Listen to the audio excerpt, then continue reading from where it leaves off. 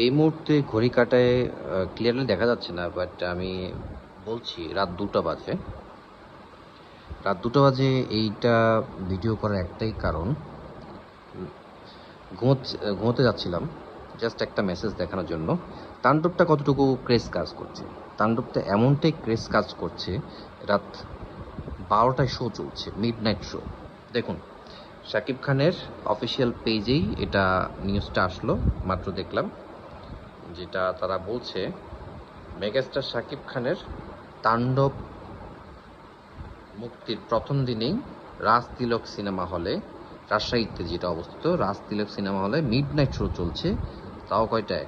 12টা থেকে 3টা পর্যন্ত।